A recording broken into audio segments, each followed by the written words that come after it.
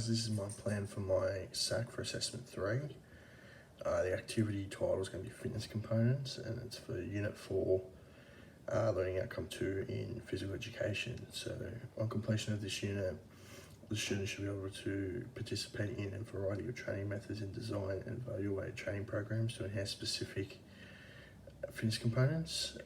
This is for both elite and non-elite athletes. My focus area is to design and evaluate training programs to enhance specific fitness components, and it's for Year 12 VCE, Physical Education. So my key knowledge that's going to be this is going to be based on is training program principles, including frequency, intensity, time, type, progression, individuality, diminishing returns, variety, maintenance, overtraining and detraining. And my skill descriptor is conduct and participate in all components of an exercise training session. What my advice and scope for this design is students will demonstrate knowledge through reasoning and elaboration for their plan to improve upon their given fitness component. And my outcomes for my SAC will be students will use past knowledge, learn about fitness components to demonstrate training methods that will improve one fitness component. And so my SAC overview is going to be split into two sessions, one theoretical and one practical in the school gym. In pairs or groups of 3, students will receive one fitness component and they will come together to create a plan that can demonstrate a training method that would improve fitness component and their reasoning behind it.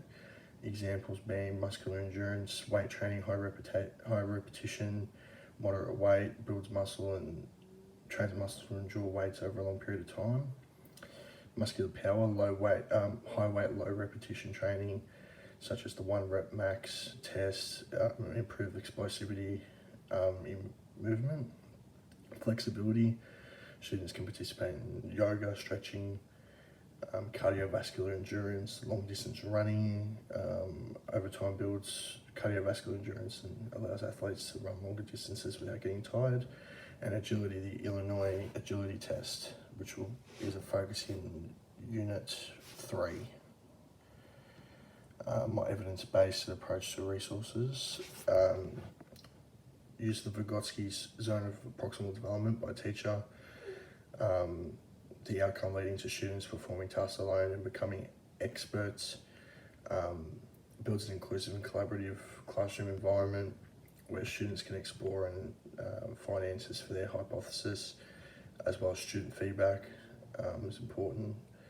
I based this off a lesson that I've seen that was going to be done in my placement school, and I was going to help students with their SAC and the sequence of learning.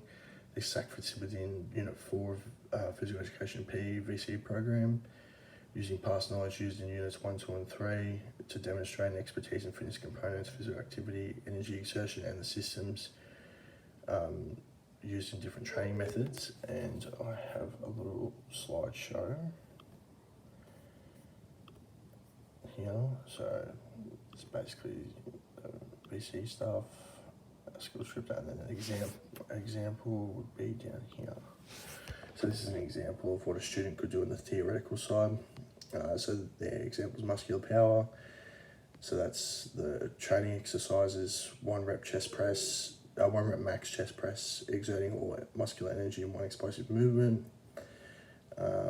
Repetitive exertion of maximum weightlifting over time conditions muscles to lift this way until there's no longer the maximum the athlete can lift. And the reason for this power training. Muscular power training relies on primarily type 2 muscle fibers which specialize in anaerobic power generation. This process depends on ATP and the cell's most basic form of energy. As the ATP is depleted, creatine stores help produce more. Since creatine stores are limited, power can only be sustained for a limited time, but there are ways that you can train and improve muscular power, delay fatigue and improve recovery, and that will be what is covered in the second part of the SAC. I would also suggest a video for their kids, which would be this.